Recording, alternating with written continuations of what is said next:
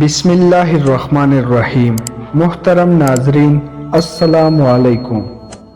رسول خدا صلی اللہ علیہ وآلہ وسلم کی حیات طیبہ میں ایک صحرائی عرب آپ کی زیارت کے لیے مدینہ منورہ کی طرف روانہ ہوا۔ راستے میں دیکھا کہ ایک کبوتری نے بچے دیے ہوئے تھے۔ اس نے کبوتری کے بچے اٹھا لیے اور دل میں کہا، یہ بچے حضور صلی اللہ علیہ وآلہ وسلم کی خدمت میں بطور تحفہ پیش کروں گا۔ جب کبوتری نے اپنے بچے ایک انسان کے ہاتھ میں دیکھے تو بڑی مضطرب ہوئی اور اس کے سر پر چکر کاٹنے لگی۔ وہ شخص مدینہ پہنچا اور مسجد نبوی میں گیا، حضور صلی اللہ علیہ وآلہ وسلم کا زیارت شرف حاصل کیا اور کبوتری کے بچے آپ کی خدمت میں پیش کیا۔ کبوتری نے جیسا ہی اپنے بچوں کو دیکھا تو وہ تیزی سے زمین پر اتری اور بچوں کے گرد چکر لگانے لگی۔ پھر وہ اڑی اور کچھ دیر بعد واپس آئی۔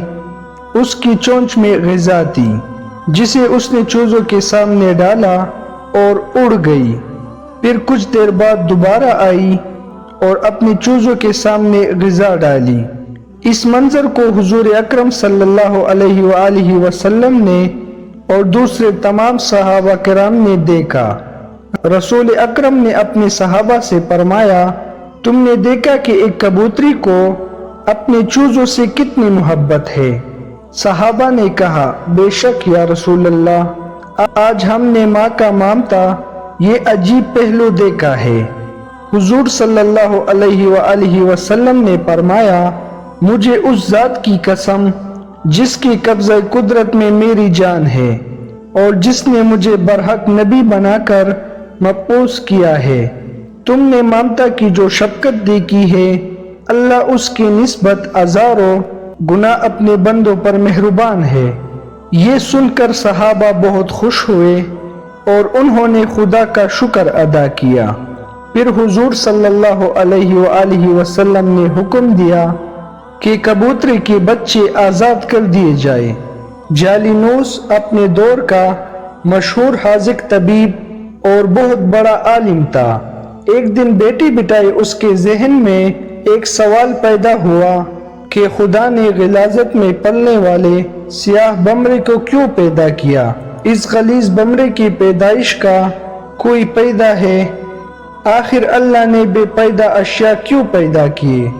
کافی عرصہ جالینوس اس وہم میں گرفتار رہا۔ پھر قدرت کی طرف سے ایسا ہوا کہ اس کی آنکھوں میں درد شروع ہوا۔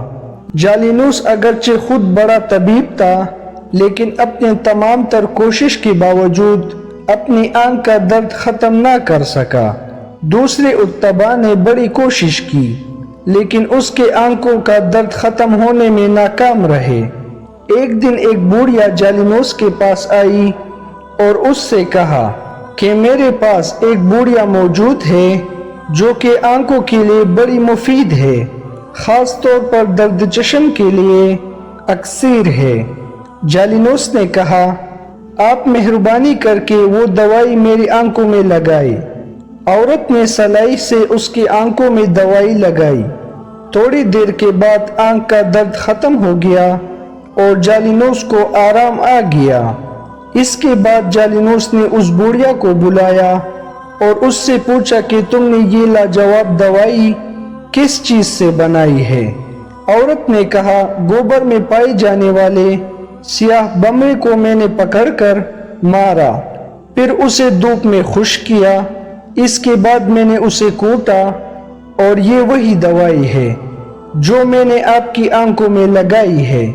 جب جالینوس نے یہ جواب سنا تو وہ حیران رہ گیا اور اسے معلوم ہوا کہ خدا نے کوئی چیز بیکار اور بے فائدہ پیدا نہیں کی۔ مشہور متکلم علی بن میثم بغداد کے رہائشی تھے۔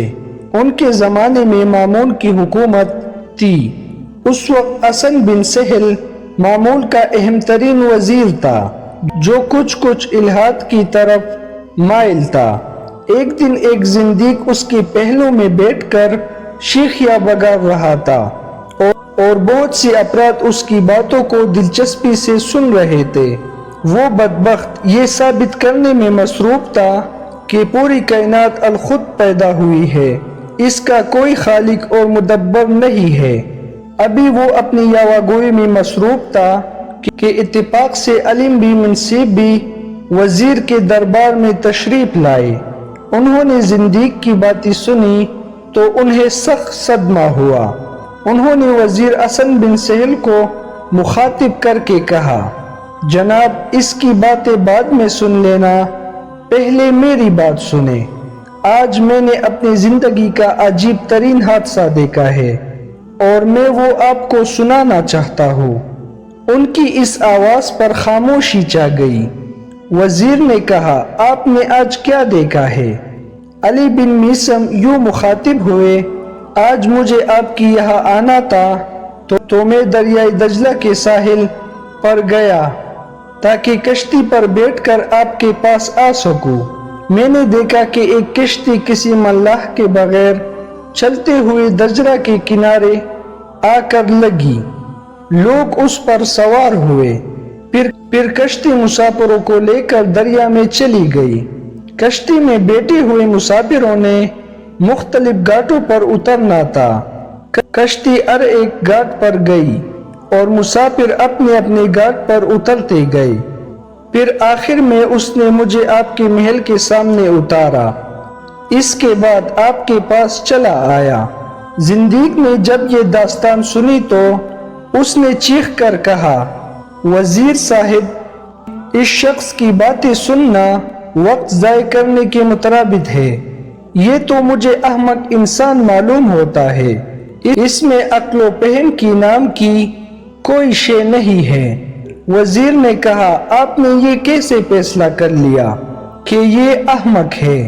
زندیق نے کہا، جناب اس سے بڑھ کر اور حماقت کیا ہو سکتی ہے کہ ایک کشتی ملاح کے بغیر خود بخود چل کر گھاٹ پر آئے اور مسافروں کو اٹھا کر مختلف گھاٹوں پر اتارے، جبکہ ہم سب جانتے ہیں کہ کشتی لکڑی سے بنی ہوتی ہے، وہ جمادات کی ایک شکل ہے، اس میں تو روح ہے، نہ عقل اور نہ ہی احساس ہے۔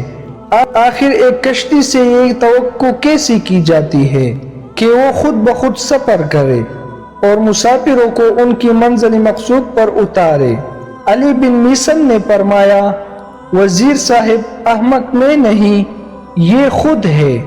اگر ایک کشتی ملاح کے بغیر سفر نہیں کر سکتی تو خدا را مجھے بتایا جائے کہ یہ زمین، سورج، چاند، ستارے بھی جمادات ہے، ان میں بھی روح نہیں ہے، وہ لاکھوں سالوں کسی مدبر کے بغیر اپنے اپنے مدار میں کیسی گردش کر رہے ہیں، اور وہ اپنے مدار سے کیوں نہیں ہٹتے اور مسلسل لگی بندی حرکت کیوں کر رہے ہیں، جبکہ کشتی ملاح کے بغیر نہیں چل سکتی؟ آخر یہ کائنات کا نظام کسی محرک و مدبر کے بغیر کیسے چل سکتا ہے؟ علی بن میثم کی اس تقریر سے زندیق کے ہاتھوں کے طوطے اڑ گئے۔ وہ سخت شرمندہ ہوا اور شرمندگی کی وجہ سے گردن جھکا دی، پھر خاموشی سے اٹھ کر وہاں سے چلا گیا۔ میں امید کرتا ہوں کہ آپ کو آج کی ویڈیو اچھی لگی ہوگی۔ اگر آپ کو ہماری ویڈیو اچھی لگی ہے تو ویڈیو کو لائک کریں، شیئر کریں اور چینل کو بھی سبسکرائب کریں۔ تب تک کے لیے ہمیں اجازت دیں۔ اللہ حافظ۔